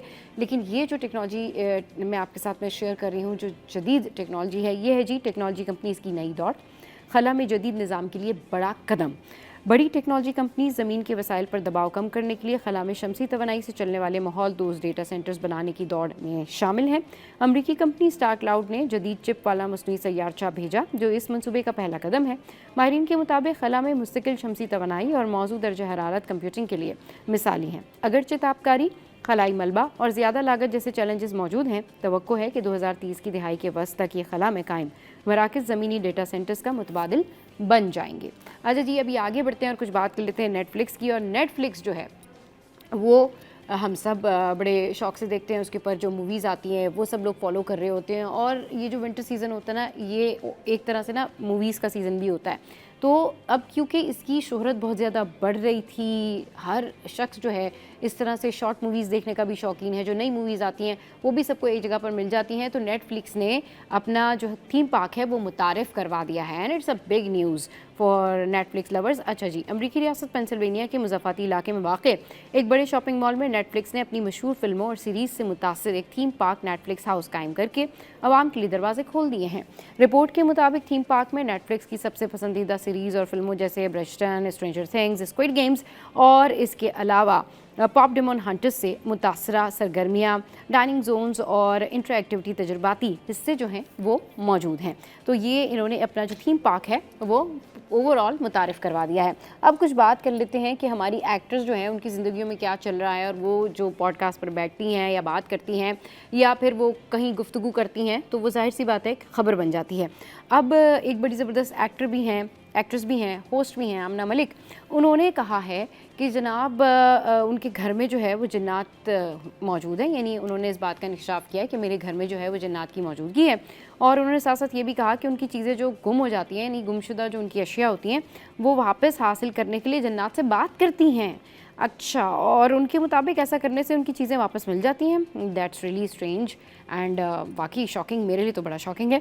अच्छा, उन्होंने बताया कि अब जब भी कोई चीज़ गुम होती है वो जन्नात से बात करके उसे वापस हासिल कर लेती हैं। अच्छा जी, ये तो फिर ज़रूर आमना से मैं पूछूंगी कि आमना आप बताएं ज़रा कि आपने इसका जिक्र इससे पहले कभी नहीं किया, but she is a very good lady. अच्छा जी, अभी आगे बढ़ते हैं और बात करते हैं जनाब महविश हयात के हवाले से। महविश हयात जो है वो आजकल ख़बरों में थोड़ा कम आती हैं, लेकिन जब आती हैं तो कोई ना कोई ऐसी बात करती हैं कि फिर वो ट्रोल हो जाती हैं। लोग उस हवाले से बात कर रहे होते हैं कि भाई महविश ने क्या कह दिया। अभी महविश ने कहा मैं जितनी बड़ी लगती हूँ मैं उतनी बड़ी हूँ नहीं। मतलब लोग ये समझते हैं कि महविश हयात जो है पता नहीं कितनी बड़ी है।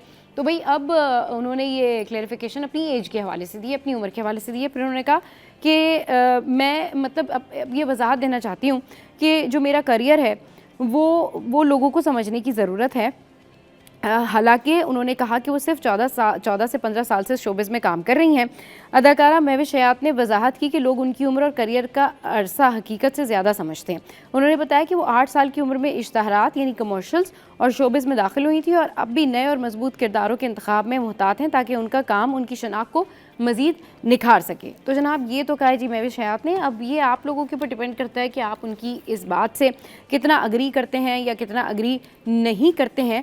और फिर इस हवाले से जो है वो बहुत सारे लोग मुख्तलिफ़ किस्म की बातें भी कर रहे होते हैं, बहुत सारी बातें भी बना रहे होते हैं कि नहीं जी हमने देखा महविश हयात ने जो है वो फ़लाना ड्रामे से स्टार्ट किया था, महविश हयात ने जो है इस ड्रामे से स्टार्ट किया था। तो ये सारी सिचुएशन जो है वो होती है और इस वजह से कन्फ्यूजन क्रिएट होती है क्योंकि लोगों ने अपने बचपन से भी उन्हीं एक्टर्स को देखा होता है जो वाकई बचपन से काम कर रही होती हैं। तो ये सारा जो सूरत हाल है वो होती है। अच्छा जी आगे बढ़ते हैं और अभी आपके साथ में शेयर करते हैं कि देखें जी हानिया आमिर जो है वो क्या कह रही हैं। Welcome back. तो जनाब अब कुछ बात कर लेते हैं ड्राई फ्रूट्स के हवाले से कि ड्राई फ्रूट्स और दीगर मेवाजात जो खुश्क मेवाजात होते हैं, बेरीज़ हैं, सीड्स हैं, ये हमारी लाइफ में कितना अहम किरदार अदा करते हैं, हेल्थ में कितना अहम किरदार अदा करते हैं, स्किन के लिए कितने ज़बरदस्त होते हैं और आजकल कौन से ऐसे सीड्स हैं, बेरीज़ हैं और इंक्लूडिंग चिलगोज़े एंड ड्राई फ्रूट्स किन की डिमांड है। तो इस पर बात करने के लिए हमारे साथ आगा भाई मौजूद हैं। अस्सलाम वालेकुम, वेलकम टू द शो। कैसे हैं आप? ठीक ठाक हैं? वालेकुम सलाम। सबसे पहले मैं C21 जी ऑल और मीडिया जी उनका तहे दिल से मशकूर हूँ, ममनून हूँ, उन्होंने मुझे इनवाइट किया। हाँ और मैं ऐसी चीज़ें दिखाने लगा हूँ वीडियो पर। हाँ आपको पता है सोशल मीडिया और इलेक्ट्रॉनिक मीडिया जी ये इतना पावरफुल हो गया ना। अब घर में बैठे बैठे ख़वातीन जो खाना बनाती हैं वो फेसबुक देखती हैं, टिकटॉक हाँ। देखती हैं, तो हम ज़रा ये आसानी कर देते हैं कि क्या मार्केट में है, क्या आउट है। सही, बिल्कुल ठीक कह रहे हैं कि इससे ना बड़ी आसानी हो जाती है लोगों के लिए कि वो कौन से सीड्स ले सकते हैं, कौन सा जो ड्राई फ्रूट है उसको वो चूज़ कर सकते हैं। सबसे पहले भाई मैं चिलगोज़े की बात करूंगी क्योंकि लोग कहते हैं चिलगोज़े जो है वो बड़े महंगे हो गए हैं, मतलब बंदा जो है वो सोना खरीद ले, चिलगोज़ा नहीं खरीदा जा रहा। लेकिन अभी मुझे आका भाई ने बताया कि नहीं भाई थोड़े प्राइस जो हैं वो कम हो गए। तो चिलगोज़े बताएं कौन से वाले चिलगोज़े जो हैं वो खाने चाहिए और सबसे स्किन के लिए सबसे बेस्ट चिलगोज़े जो है वो कौन से हैं? सबसे पहले मैं हमारे जो काम ख़त्म हो जाता है जब गर्मी स्टार्ट होती है तो ड्राई फ्रूट बिल्कुल सो जाता है। अच्छा तो उस दौरान डॉक्टर्स लिख के देते हैं मरीज को कि चिलगोज़ा लो, अच्छा इतनी विटामिन है इसमें। हाँ बिस्तर पे अगर बंदा मरीज सो रहा हो उठ जाएगा, इतनी ताकत है इसके अंदर। अच्छा ड्राई फ्रूट अगर केले ना इसकी निचोड़ हाँ वो है चिलगोज़ा। अच्छा अच्छा गिरी अभी 10,000 रुपए सही जो छिला हुआ है, सही और जो आम चिलगोज़ा वैसे तो 3 साढ़े 3 का बहुत बिका है, मगर जो अच्छी क्वालिटी का चिलगोज़ा एक 6,000 है, एक 8,000 अच्छा शेल वाला। हाँ सही और जो गिरी है जो पड़ी हुई अगर आप दिखा जी जी सके बिल्कुल हाँ वो 10,000 रुपए किलो है। विटामिन बहुत है इसमें, जबरदस्त से प्रोटीन है, कैल्शियम है, पता नहीं क्या क्या इसमें। सही। चिलगोज़ा बहुत लाजवाब तो चीज़ है। यूजुअली कहते हैं ना कि आपने एक मुट्ठी ड्राई फ्रूट जो है वो रोज़ाना खा लेना है, चाहे आप रात को ले रहे हैं या किसी भी टाइम पर ले रहे हैं, तो हैंडफुल होना चाहिए। तो अगर एक मुट्ठी चिलगोज़ा कोई खाना चाहे तो वो कितने का बन जाता है और कितने में वो खा सकता है, ज़रा ये बताएं ना, क्योंकि ख़वातीन जो हैं वो इसी तरह से कैलकुलेट कर रही होती है कि जी हमारा बजट जो है वो कितना हो जाएगा अगर हम रोज़ाना खाते हैं तो उसका क्या हिसाब किताब देखिए होगा। अगर एक पाव लेते हैं सपोज 2500 रुपए का पाव है, उसकी 20 मुठियाँ बनेंगी। ठीक एक पाव चलो जी जी, तो सही कैलकुलेशन के लिए आपको 100 रुपए का भी नहीं पड़ेगा ये। अच्छा जी चिलगोज़ा मैं सही बता रहा हूँ आपको, सही तो सही इतनी क्वांटिटी भी नहीं कि गर्म है ये। हाँ बिल्कुल सही कह रहे हैं। ये गर्मियों तो नहीं खाना चाहिए, जब मौसम अच्छा हो जाता है मैदे के लिए बहुत ज़बरदस्त है। मैं बता रहा हूँ ये चिलगोज़ा निचोड़ है ड्राई फ्रूट्स का, सही सबसे बेहतरीन चीज़ है जी। हाँ चलें। अच्छा बेरीज़ का जिक्र कर रहे थे आप आगा भाई कि जो बेरीज़ हैं वो आजकल बहुत ज़्यादा सीड्स एंड बेरीज़ वो भी बड़ा लोग जो है वो डिमांड कर रहे हैं, इनके बारे में बताएं कि इनके क्या फ़ायदे हैं। स्किन के लिए, बालों के लिए, सेहत के लिए, फेस के लिए सही जबरदस्त चीज़ें। Seeds, pumping seeds, pumping seeds, चार मगज बोलते हैं, और सूरजमुखी हो गया, अलसी हो गई। अलसी आपको पता है बालों के लिए बहुत अच्छी है, स्किन के लिए अच्छी है। अच्छा जी जी सही। तो ये अच्छी चीज़ें हैं, सीड्स जो मैं बता रहा हूँ। और रह गए बेरीज, ब्लू बेरीज डायबिटीज के लिए, और क्रैनबेरी, गुच्ची बेरी, पता नहीं कौन कौन सी बेरी आती हाँ, है। बिल्कुल। अच्छा एक ब्लैक करंट आता है, मैंने इसमें रखा हुआ है ब्लैक करंट। अच्छा अगर फोकस करें तो दिखाएं ये जो बेरीज रखी हुई है, कह रहे हैं ब्लैक करंट। ब्लैक करंट जो है भाई कौन सा है ब्लैक करंट? ये वाला आई गेस ब्लैक करंट जी है जिसमें काली बेरीज रखी हुई है। जी जी जी जी। अच्छा तो उसके ये ऊपर ब्लैक देखिए। करंट नजरों के लिए होता है। अच्छा जिनकी आईनेस कमजोर है, आई साइट्स कमजोर है, सही। उनको मैं रिकमेंड करूंगा।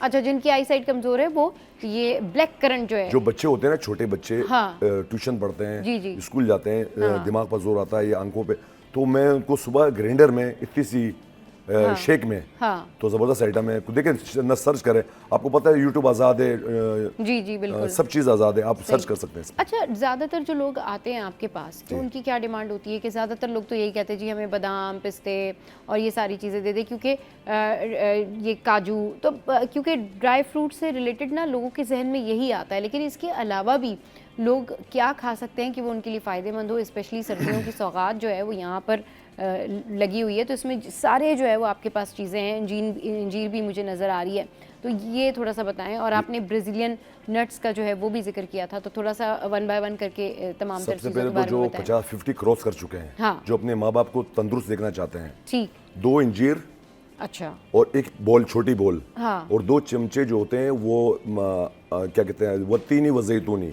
हाँ जैतून हाँ आजकल मिलने लगा पाकिस्तानी, सही। 1000 रुपए का पाव मेरे पास दस्तियाब है। हाँ। उसको डुबो दें, सुबह लें, ये दिल के वाल खोलता है, अच्छा। ब्लड प्रेशर से बचाता है। सही, इंजीर और जैतून, इंजीर और जैतून, इसका जिक्र कुरान शरीफ में भी है, सही, तो ये लें। हाँ। अच्छा, दूसरी बात, ये बादाम स्किन के लिए, उसके लिए बहुत अच्छा है। सुबह 4 दान बादाम जो डालते हैं पानी में, बच्चे लोग पढ़, मकसद बादाम बहुत अच्छा है, इंजीर अच्छी है, पिस्ता ज़बरदस्त है। पिस्ता देखिए, एक बात बताऊँ मैं आपको, ड्राई फ्रूट्स जो है ना, ये आपको पता है, देखिए आप लोग मीडिया है, ओवरऑल दुनिया देख रही है, हाँ। ड्राई फ्रूट्स 4 महीने के आइटम है। ड्राई फ्रूट बिल्कुल सही कह रहे हैं। हाँ, अच्छा, ये मैं आपको बताऊं, इसमें मेरी दुकान कराची में सदर में है, तो मैं इस बात एक बात बताऊं मैं आपको, ये जो कराची में जो आम गरीब बंदा जो मिडिल क्लास है वो भी इसको लेता है, मिडिल क्लास भी लेता है, वो बिल्कुल भी ठीक लेके है। 1 पाव लेगा, आधा पाव लेगा, 4-5 आइटम लेगा। मिसाल बादाम हो गया, हाँ। पिस्ता हो गया, काजू हो गया, अखरोट गिरी हो गया, अखरोट, वॉलनट बहुत अच्छा है। आप वॉलनट के बारे में पढ़े, ये कोलेस्ट्रॉल खत्म करता है वॉलनट। अच्छा, वॉलनट, जी जी, वॉलनट इतना सही। ऑयल है इसके अंदर। अच्छा, जिसको कोलेस्ट्रॉल का मसला है, मैं यकीन कर मैं उनको वो रिकमेंड करूंगा वॉलनट। अच्छा, वॉलनट, वॉलनट इतनी जबरदस्त चीज है, मैं क्या बताऊं। अच्छा, आपने ब्राजील नट का बताया, हाँ, ब्राजीलियन, ब्राजील नट का उसको लेने से पहले आप उसको नट पे सर्च करें, हाँ। प्रोटीन बहुत है इसमें, ताकत बहुत है उसमें, हाँ। वो ब्राजील नट में। सही। अच्छा, उसको सुबह ब्रेकफास्ट में दो दाने ले आप। अच्छा, जिनको थायराइड का मसला होता है, आपको पता है खवातीन के साथ बड़ा मसला बहुत, हाँ, TSH बिल्कुल, थायराइड, डॉक्टरी इलाज जारी रखे, हाँ, उसमें मुनकिर नहीं है। सही, आप ब्राजील नट को नेट पे सर्च करें। असल में ये इधर पाकिस्तान में ऐसे नट्स आ गए हैं, पहले नहीं थे ये, सही, अभी नए नट्स आए हैं, तो कस्टमर देख रहा है और ले रहा है। और मैंने बास कस्टमर को देता हूँ, दोबारा लेने आते हैं, सही, वो कह रहे हैं 100 में से 15% या 20% फर्क पड़ा मुझे। अच्छा, जी जी, मैं आपको रेल बता रहा हूँ। सही, जैसे सीड्स हो गए, सीड्स के बारे में लोगों को पता सीड्स, नहीं है, हाँ, बिल्कुल नहीं पता। सीड्स ले रहे हैं लोग। सीड्स के बेनिफिट्स बताएं आका भाई। सीड्स स्किन क्लियर करती है। अच्छा, अच्छा, स्किन, इसके अलावा हाँ, ये सीड्स जो है ना, प्रोटीन बहुत है, प्रोटीन ज़्यादा जिनके है घुटनों में दर्द है, इसमें। हाँ 50 क्रॉस कर चुके हैं, हाँ उसको ग्राइंडर में थोड़ा सा लें, हाँ, उसका शेक बना के पिए। अच्छा, अगर नहीं आते, नहीं खा, शेक नहीं पसंद, सुबह उसको ग्राइंडर में पीस लें, सही दांत है, कमजोर हाँ, है। बिल्कुल। अच्छा, उसको आप सुबह लें नाश्ते में, दूध में डाल के पिए। Seeds जो हैं जी ये, जी, सीड्स सही। बड़े बेनिफिट्स हैं। सही, घुटनों के लिए, जोड़ों के लिए बड़े बड़े बेनिफिट्स हैं। अच्छा, ये रियल है, इसमें कोई मिलावट नहीं है, बनावटी नहीं है ये। हाँ, जाहिर सी बात है, ये तो सारी नेचुरल जो है वो चीज़ें, इनसे लोगों को बड़ा फ़ायदा होता है कि भाई ये सौगात हैं, ये सर्दियों की सौगात हैं, और ये लोग इसके लिए पूरा पूरा साल इंतज़ार करते हैं कि विंटर सीज़न आएगा तो ड्राई फ्रूट्स जो है वो खाने का मौका मिलेगा। और क्योंकि गर्मी में, जब गर्मियाँ होती है तो डेफिनेटली लोगों का नहीं इतना दिल करता कि वो ये जो है वो ड्राई फ्रूट्स की तरफ आएँ, क्योंकि वैसे ही इतनी गर्मी होती है, और फिर इनकी वजह से जो है वो जो सीज़न होता है, हर चीज़ का एक सीज़न होता है, तो वो मैदे में भी जो है वो बहुत सारे लोगों को प्रॉब्लम होती है। लेकिन ये सीज़न ही ड्राई फ्रूट्स का है, ये सर्दियों की सौगात है जो इस वक्त हम आपको स्क्रीन पर दिखा रहे हैं सिटी 10 में, और आपको बता रहे हैं कि कौन से जो खुश्क मेवाजात हैं, कौन सा जो ड्राई फ्रूट है उसका क्या फ़ायदा है। तो इसमें बेरीज़ हैं, इसके अलावा पिस्ते बादाम हैं, फिर इसमें ब्राज़ीलियन नट भी है, इंजीर है, और जिस तरीके से अभी बता रहे हैं ना आगा भाई के लोग आते हैं और बहुत ज़्यादा लेकर जाते हैं। अब चिलगोज़े जो हैं वो तो जो है बहुत सस्ते हो रहे हैं और लोग ख़रीद सकते हैं, भाई रीचेबल है, लोगों की पहुंच में आ रहे हैं तो वो ले सकते हैं, स्किन के लिए बड़े बेहतरीन है। अच्छा, सिटी 10 के जितने भी व्यूवर्स हैं, तो जो भी है हमारे नाजरीन हैं उनके लिए, जी जी बिल्कुल, हाँ, ये सेफ्रॉन है, सेफ्रॉन। अच्छा, सेफ्रॉन ये ऐसी चीज़ है हाँ, जो आपको पता है, घर में मियाँ बीवी का बड़ा झगड़ा चल रहा है, आपको पता होगा, अच्छा, औरतों का, ये नाराज हो जाती छोटी चीजों पे, हाँ, और शॉपिंग नहीं की, पता नहीं क्या नहीं किया। तो आपको पता है सेफ्रॉन में प्रोटीन, वो ताकत बहुत है। अच्छा, अच्छा, कलर साफ करती है सेफ्रॉन। सेफ्रॉन, ठीक, इसकी आप खुशबू देखें, अगर आप देखें से खुशबू चले जी, देखें ये है सेफ्रॉन जी, और ये अगर करीब से दिखाएं तो ये इसकी वाकई में खुशबू तो बड़ी ज़बरदस्त है। और ये किस काम ये पता है किस काम में आती है? ये देखें, ये भी ताकतवर चीज ये, है। हाँ, ताकतवर चीज है। अच्छा, किस तरह इसको खाना अच्छा, इसको चाहिए? 10-12 दाने हाँ, ग्रीन टी में डाल के, कच्चा नहीं खाएं इसको। अच्छा। बाज लोग कच्चा डालते हैं हर चीज में, नहीं, सही। ये पकाने, जैसे दूध अच्छा, पकाते हैं ना यानी लोग, कि ये जो सैफरन है इसको ग्रीन टी में डालना है और फिर पका के खीर में डाल लें। अच्छा, सही। उसमें दूध में डाल दें, दूध में चाय में डाल दें। चाय में डाल। अच्छा, इसका बेनिफिट्स बहुत हैं। इसके क्या बेनिफिट्स हैं आगा इसके भाई? देखिए बेनिफिट इसके ज़ाफ़रान के है ना, ज़ाफ़रान के सही, क्या बेनिफिट्स हैं ज़ाफ़रान बेनिफिट्स हैं? कलर साफ करती है, ठीक है। अच्छा, ये प्रेशर कम करती है, डिप्रेशन कम करती है, डिप्रेशन, यानी कि हाँ, ये सही। प्रेशर कम करती है।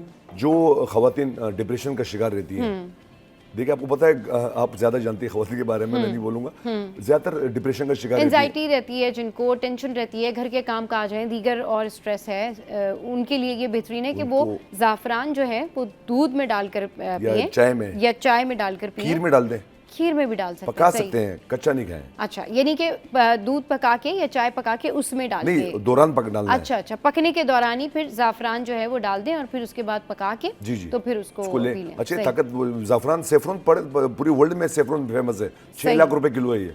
अच्छा, 6 लाख रुपए किलो है ये। हाँ। 1 ग्राम 600 का है। चलिए जी, ये देखिए इतनी महंगी ये इसीलिए है क्योंकि इसके इतने सारे बेनिफिट्स हैं। आपका डिप्रेशन जो है वो ख़त्म हो रहा है, इसके अलावा आपका कलर जो है वो साफ़ करिए। अच्छा, हमारे जो व्यूवर्स हैं सिटी 10 के, उनके लिए तो कोई डिस्काउंट अनाउंस करें ना हमारे शो मेरे पे। पास आपके चैनल वाले लोग आते हैं, मैं खुद से डिस्काउंट ख्याल करता हूँ। अच्छा। और खासकर इलेक्ट्रॉनिक में तो मैं ज़बरदस्त ख्याल करता हूँ। सही। जितने चैनल वाले मेरे पास आते हैं, हाँ। मैं यकीन करें, आपके जो कहते हाँ, हैं ना, नहीं, जो हमारे जो मॉर्निंग शो के जो व्यूवर्स हैं उनके लिए तो कोई उनके लिए स्पेशल भी- डिस्काउंट होना उनके चाहिए ना, स्पेशल। ताकि वो जब आएँ और आपको वो कोड बताएं, सिटी 10 का नाम लें, तो फिर हम बताएं कि भाई आपने इनको डिस्काउंट देना है। बिल्कुल। अच्छा, एक चीज़ और बताऊँ, मैं एक चीज़ बताना भूल गया। हाँ। एक पीनट्स, अच्छा, वो बहुत ज़्यादा सर्दी में लेते सही। हैं, और एक रेजन, किशमिश। अच्छा, किशमिश, किशमिश के बारे में बहुत ताकत है इसमें।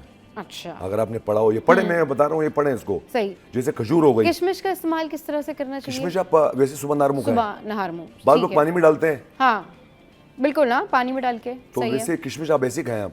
किशमिश के बड़े बेनिफिट्स हैं। किशमिश के भी बड़े बेनिफिट्स हैं। और आज भाई बहुत सारी चीज़ें पता चली ड्राई फ्रूट से रिलेटेड ही, कि यहाँ पर बेरीज़ हैं, अंजीर है, ये सैफरॉन, ये बहुत ज़बरदस्त है। अगर आप अपना कलर साफ़ करना चाहते हैं, डिप्रेशन ख़त्म करना चाहते हैं, खीर में डाल के खाएं, दूध में या फिर चाय में आप ले सकते हैं। इसके अलावा जो ब्राज़ीलियन नट है वो थायराइड के लिए बड़े ज़बरदस्त हैं।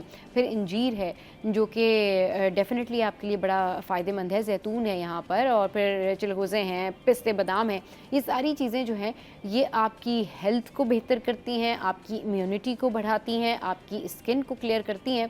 और अल्लाह ताला ने हर चीज़ में जो है वो अपनी ये जो नेमतें हैं, इनमें हर चीज़ जो है वो इंसानों के लिए फ़ायदेमंद है। चलिए जी, बहुत शुक्रिया आगा भाई हमारे शो पर आए।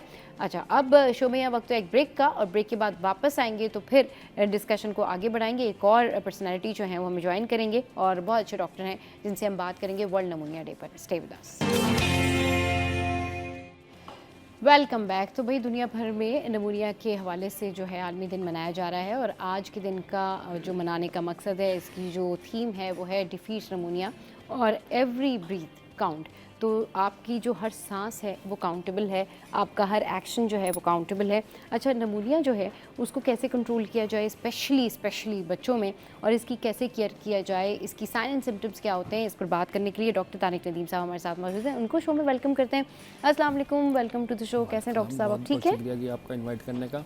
जी। बहुत इंपॉर्टेंट टॉपिक आपने रखा है, जी। क्योंकि मेरे ख्याल में बहुत सारे शायद डॉक्टर भी आज नहीं जानते होंगे कि नमूनिया डे है। जी, तो it is very good to create Awareness? लोगों में अवेयरनेस हाँ। क्रिएट की जाए इस टॉपिक के हवाले से, ठीक। क्योंकि वर्ल्ड का लीडिंग काज ऑफ डेथ बच्चों में नंबर 1 ये है। हाँ, साइलेंट किलर भी कहते हैं इसको। साइलेंट किलर भी है, हाँ। लेकिन मदर का और जो थोड़ी सी लापरवाही इसमें वो शामिल हो जाती है, जी। क्योंकि बच्चे में हल्का सा नज़ला ज़ुकाम, फ़र्ज़ करें न्यूनेट है या बिलो 6 मंथ्स है, जी, अगर जी। बिलो 6 मंथ में खांसी नज़ला ज़ुकाम बढ़ता है जी। तो माएँ थोड़ी सी अपनी घरेलू टोटके आजमाती रहती हैं, और उसके बाद फिर वो जाके डॉक्टर के तक पहुँचती हैं। उसको बहुत तेज़ी से हमें इसको इनकरेज करना है कि लोग इस चीज़ को समझें कि छोटे बच्चों में और बूढ़े लोगों में अबव 70 एंड बिलो 1 ईयर अगर किसी को भी खांसी रह रही है, बुखार तेज़ हो रहा है और अनरिजॉल्व है काफ़ी दिन से, तो फ़ौरन डॉक्टर से रजू करें। फ़ौरन डॉक्टर से जो है वो आपको दिखाना चाहिए, कंसल्ट करना चाहिए। अच्छा, जो छोटे बच्चे हैं डॉक्टर साहब, उनकी क्या साइन एंड सिम्टम्स होते हैं? क्योंकि हर साइन एंड सिम्टम नमूनिया की तरफ तो इशारा नहीं करता, लेकिन क्योंकि ये साइलेंट किलर होता है तो समटाइम्स ऐसा होता है कि पेरेंट्स को पता ही नहीं चलता और बच्चे को जो है वो नमूनिया हो जाता है और उसके बाद फिर वो हॉस्पिटल के चक्कर लगा रहे होते हैं। ये सारा कुछ, एक तो इसकी प्रिवेंशन बताइएगा कि कैसे इसको प्रिवेंट किया जा सकता है, और दूसरा इसके क्या अर्ली साइन एंड सिम्टम्स होते हैं कि फ़ौरन से पेरेंट्स को पता लग जाए कि नहीं, ये तो शायद खुदा ना खास्ता बात नमूनिया की तरफ जा रही है। जी, ज़रूरी इसमें यह है कि हम ये समझें कि छोटे बच्चों में क्या साइन ऐसा है कि हमें फौरी तौर पर डॉक्टर से रिव्यू करना चाहिए। देखें, नमूनिया सब जानते हैं जी। छोटे बच्चों में ये होता है कि हम उसको ये सबसे पहले देखेंगे बुखार ज़्यादा तेज़ आ रहा है, खांसी परसिस्ट कर रही है 3 से 4 दिन, और फिर हमें जो अलार्मिंग साइन होता है जिसमें हमें फ़ौरन हॉस्पिटल जाए, उसका रेस्पिरेटरी रेट तेज़ हो जाता है। अच्छा, मतलब उसकी ब्रीदिंग बहुत तेज़ हो जाती है, तेज सांस जो है वो चलने लगती है, फीवर के रेस्पिरेटरी साथ, रेट मतलब जो है वो फीवर फीवर के साथ साथ। फीवर भी होता है, सांस जो है वो एकदम तेज चल रही होती है। ये अर्ली साइन एंड सिम्टम होते हैं नमूनिया के बच्चों में। जी, अब बच्चों में देखें, fever unresolve, respiratory rate more than 40 30, अब ये चीज़ अलार्मिंग साइन है कि मदर देख रही है मेरे बच्चे की पसली चल रही है, तो अब वहाँ से आप शुरू करेंगे फौरी तौर पर हॉस्पिटल पहुँच जाए। अदरवाइज़ डॉक्टरों के लिए बच्चों को बचाना बड़ा मुश्किल हो जाता है। हॉस्पिटल पहुँचते हैं उस कंडीशन में जब वो सिंगल से डबल नमूनिया, आपने शायद इसको समझ जाएंगे कि सिंगल और डबल क्या होता है। जी बिल्कुल, ये बल्कि ये डिफरेंस भी बताइएगा कि सिंगल नमूनिया और डबल नमूनिया कहते हैं ना, कि जी डबल नमूनिया हो गया, तो ये क्या होता है? देखिए, हमारे 2 लंग्स होते हैं, सिंपल में बता देता हूँ। हमारे 2 लंग्स होते हैं, अगर एक लंग में इन्फेक्शन है और एक पोर्शन में, तो उसको मामूली नमूनिया समझाते हैं, सिंगल कहा जाता है। अगर बोथ लंग्स इन्वॉल्व हो जाते हैं तो वो सीवियरिटी शो करता है कि डबल नमूनिया। सही, बोथ लंग्स में इन्फेक्शन आ गया तो हम उसको कहेंगे डबल नमूनिया हो गया। सही। अच्छा, इसका किस तरह से इलाज होता है, और अर्ली इलाज अगर हो जाए तो कितनी जल्दी ये ट्रीटेबल है, कितने इसके क्योर होने के चांसेस बहुत होते हैं? अच्छा सवाल आपका। देखें, ये ट्रीटेबल और प्रिवेंटेबल डिजीज़ है।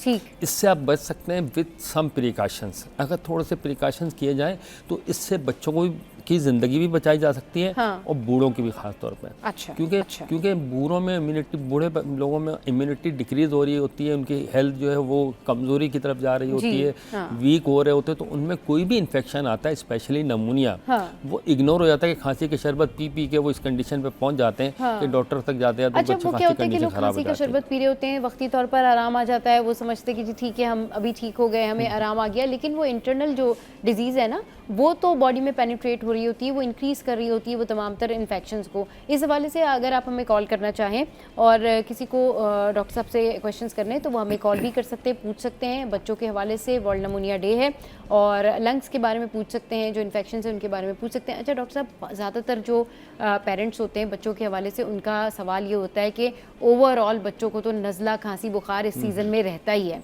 लेकिन सडन जब पता चलता है तो वो हैरान हो जाते हैं कि डॉक्टर ने तो नमूनिया डायग्नोस कर दिया और ये तो सीरियस कंडीशन है, और ये तो होता ही है थ्रू आउट। बच्चे की तो सांस थोड़ी तेज़ हो ही जाती है, वो भाग दौड़ कर रहा होगा या उसको जो है वो नेबुलाइज करा दिया घर में।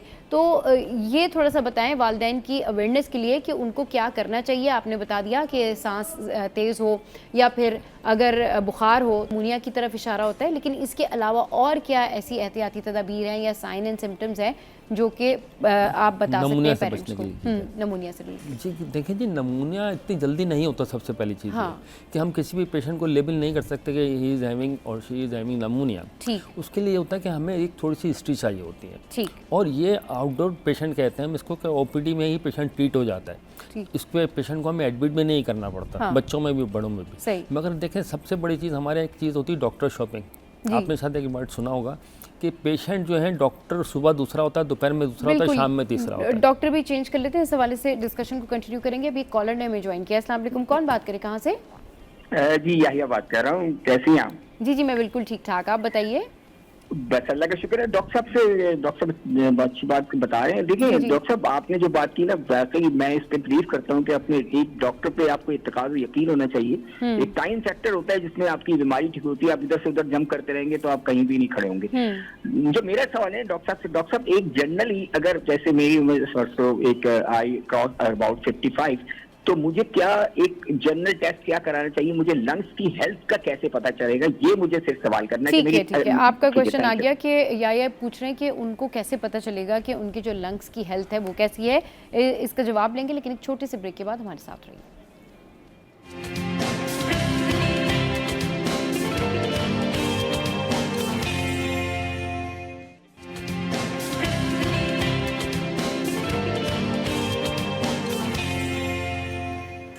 Welcome back. तो बच्चों की सेहत के वाले से बात कर रहे हैं कि जो नमूनिया हो जाता है उसके अर्ली साइन एंड सिम्टम्स क्या होते हैं, कैसे जो है फ़ौरन से ट्रीट करवाना चाहिए, पता कैसे चलेगा कि ये एग्जैक्टली नमूनिया है या फिर कोई और जो है वो कंडीशन है। अच्छा याया, जो हमारे कॉलर हैं उन्होंने कॉल की थी और उन्होंने पूछा था भाई मैं अपनी फेफड़ों की सेहत के हवाले से कैसे पता लगाऊं? देखिए जी, बहुत अच्छा सवाल है। अपने आप के बारे में खुद फिक्रमंद रहना चाहिए, खासतौर पर अपनी हेल्थ के बारे में। सही। और स्पेसिफिकली अगर इन्होंने पूछा तो इनको ज़रूर इस बारे में अवेयरनेस होनी चाहिए कि लंग्स को हम कैसे जांच सकते हैं। सही। सबसे पहले हम इसका सिंपल मतलब आप खुद भी एक टेस्ट कर सकते हैं। पीक फ्लो मीटर एक होता है। अच्छा। पीक फ्लो मीटर लेके उसकी एक रीडिंग होती है नॉर्मल, उसमें आप फूंक मारते हैं, पाइप की तरह सा होता है। ठीक। आपको उसी वक्त बैठे बैठे आपकी लंग की प्रेजेंट कंडीशन पता लग जाएगी। सही। बट अगर आपको मुकम्मल जानना है आपको, तो उसके लिए एक simple CXR chest PAView x-ray हम करा लेते हैं। और फिर अगर आप चाहें तो एक पल्स ऑक्सीमीटर है, उसको देखेंगे तो वो भी आपको 99% या 100% ऑक्सीजन दे देगा। सही। तो अगर वो 100 या 95 के दरमियान आती है तो इसका मतलब आपके लंग्स प्रॉपर ऑक्सीजनेशन कर रहे हैं। ठीक है। ऑक्सीमीटर जो है वो ईजीएस्ट वे है कि हाँ, आप easiest इसको way है। घर में रखें और ऑक्सीमीटर के थ्रू जब आप चेक करते हैं और चेक करने के बाद आपको पता चलता है कि आपकी जो ऑक्सीजन लेवल है वो 95 टू कहाँ तक जा रही 100 या फिर 98 या फिर अगर 90s में भी आती है तो भी 90 और 100 के दरमियान एज वाइज है, मतलब उसमें थोड़ा वेरी करता है, लेकिन नॉर्मली 100 के करीब ही आती है। अच्छा, 99, समटाइम्स लोगों के 98, साथ ये 100। होता है कि वो ऑक्सीमीटर से चेक कर रहे होते हैं तो कभी 75 भी ऑक्सीजन आ रही होती है, कभी 80 भी आ रही होती है, किसी टाइम जो है नहीं, वो देखिए, 90 भी आ हाँ, रही resting होती है। तो condition ये में होंगे ना। कंडीशन तो मतलब ये क्या एनवायरनमेंट भी एनवायरमेंटल एयर डिपेंड करता है? पोल्यूशन बहुत बड़ा फैक्टर है इसके अंदर। देखिए आप किस एयर में सांस ले रहे हैं। हाँ। जहाँ पे ऑक्सीजन ही नहीं तो लंग्स खुद तो ऑक्सीजन नहीं पैदा और करेंगे। इस वजह से भी जब ऑक्सीजन की कमी होती है ना लोगों में या वो Air कंजेस्टेड से hunger हो एनवायरनमेंट जाता में होते हैं तो वो फिर सर में भी लोगों के बहुत सारे लोग जो Pain हैं वो शुरू हो ये कंप्लेन करते हैं कि हमारे सर में जो है दर्द हो रहा है, तो वो भी ऑक्सीजन की वजह से कहीं ना कहीं जी, बिल्कुल। जो है वो पेनिट्रेट हो रहा होता है बॉडी में। अच्छा, नमूनिया के लिए एग्जैक्टली अब किसी को सिवियर नमूनिया हो गया तो उसके लिए क्या इलाज है और वो क्या कुछ कर सकते देखिए, हैं? अगर नमूनिया के स्टेजेस बहुत सारे हमारे यहाँ एक चार्ट होता है, हम उस पर लेवलिंग करते हैं पेशेंट की। लेकिन सीवियर नमूनिया से मुराद ले लेते हैं कि पेशेंट के जैसे पल्स ऑक्सीमीटर है उसमें 70-80 के करीब उसकी ऑक्सीजन आ रही है। हाँ। और फिर सीवियर फीवर है, अनएबल टू ब्रीथ की कंडीशन हो जाती है। और फिर उसको हम कफ बेइंतहाशा और फिर फैक्टर खांसी 2-3 है, होते हैं। हाँ। 2-3 फैक्टर होते हैं कि एज, बच्चा है छोटा हाँ, और बूढ़ा बूढ़ा है। यंग एज में उम्र नमूनिया होता है, आप नॉर्मल सी ट्रीटमेंट लेके मैं नाम नहीं लूँगा, 2-3 टैबलेट्स ऐसी हैं जो आप लेके उसको कवर कर सकते हैं। बहुत सिंपल मेडिसिन है, हर फार्मेसी पे आराम से अवेलेबल हो सकती है। सेल्फ मेडिकेशन में लोग उसको यूज़ कर रहे होते सही। हैं। लेकिन अगर सीवियर कंडीशन होती है, अगर हम चाहते हैं कि पेशेंट की जान बचा सकें तो फौरी तौर पर एडमिट करवाएं। फौरी तौर पर जो है वो फिर एडमिट करवाना चाहिए। अच्छा, अब जो होम रेमेडीज़ होती है ना, बहुत सारे लोग क्या करते हैं डॉक्टर साहब के घर में होम रेमेडीज़ भी करते हैं, उससे उनको टेम्परेरी रिलीफ मिलता है। होम रेमेडीज़ जो हैं वो बहुत बेनिफिशियल होती हैं, लोगों के लिए बहुत जी, अच्छी जी, होती हैं, लेकिन उस वक्त जब कंडीशन सिवियर ना हो। लेकिन सिवियरिटी की तरफ भी बहुत सारे लोग होते हैं ना, तो वो लंग्स को आप देखें कि वो घर में ही सिकाई कर रहे हैं, घर में वो नेबुलाइज कर रहे हैं, अंडे की या जर्दी फिर- लगा दी। हाँ, अंडे की इस तरह की चीज़ें जो है वो कर रहे होते हैं। ये कितना नुकसानदेह होता है उस सूरत में जब कंडीशन बहुत सीरियस है? देखिए जी, बच्चों में यही चीज़ सबसे ज़्यादा हमें हाँ, परेशान क्योंकि करती है ज़्यादातर ये डॉक्टर्स अंडे के की लेवल जर्दी पे। वाला मैंने बहुत ज़्यादा सुना है ना ये बिल्कुल सारा। बिल्कुल। जी, उसकी जी। वजह देखें, अगर बच्चा 1 साल से नीचे है हाँ। और उसको मुस्तकिल फीवर चल रहा है, 1 वीक हो गया और वो नमूनिया की तरफ प्रोग्रेस कर रहा है, तो जब वो सिंगल है तो आप उसको घर में भी हल्की फुल्की मेडिसिन या GP डॉक्टर से कहीं भी लेवल वाइज मेडिसिन लेके उसको कवर कर सकते हैं। अगर आप देख रहे हैं कि मुसलसल आप मेडिसिन भी दे रहे हैं, उसका फीवर नहीं रिजॉल्व हो रहा, कफ नहीं जा रही और उसकी रेस्पिरेटरी रेट भी तेज़ है, खा भी नहीं रहा बच्चा, कुछ वीक होता जा रहा है, तो आप उसको अगर निगलेक्ट करेंगे तो क्रिमिनल कहलाएंगे। हाँ, इट इज़ क्राइम कि आप उसको हॉस्पिटल नहीं लेके जा रहे हैं। नेग्लेक्ट नहीं करना जी, चाहिए, जी, बिल्कुल। नेग्लिजेंस नहीं दिखानी चाहिए। स्पेशली ये जो सीज़न है, इस सीज़न में पेरेंट्स को बिल्कुल भी नेग्लिजेंस नहीं दिखाना चाहिए। बच्चे हों, बूढ़े हों, जवान हों, अगर आपको लगता है कि आपको बहुत ज़्यादा सांस हो रहा है, आपको प्रॉब्लम हो रही है, सांस लेने में दुश्वारी है, आपको जो है वो बहुत ज़्यादा ऐसी एंजाइटी फील हो रही है, थकावट महसूस हो रही है, तो डेफिनेटली जाके ज़रूर डॉक्टर को दिखाएं। और अगर आपके घर में इस तरह के कोई इक्विपमेंट्स हैं जिनसे आप अपनी ऑक्सीजन लेवल चेक कर सकते हैं, अपनी ब्लड शुगर लेवल चेक कर सकते हैं, ग्लूकोमीटर आपके पास है, तो डेफिनेटली आपके लिए ईजीएस्ट वे है कि पहले खुद ही आप असेसमेंट कर लें और उसके बाद फिर आप डॉक्टर को जाएं और चेक कराएं। बहुत शुक्रिया डॉक्टर साहब, आप हमारे शो पर आए। चलें जी, शो का टाइम एंड अप हो गया और आज का शो आपको कैसा लगा ज़रूर बताइएगा हमारी सोशल साइट पर। और ऐसे ही हंसते रहिए, मुस्कुराते रहिए, देखना मत भूलिए। Keep watching serious 10।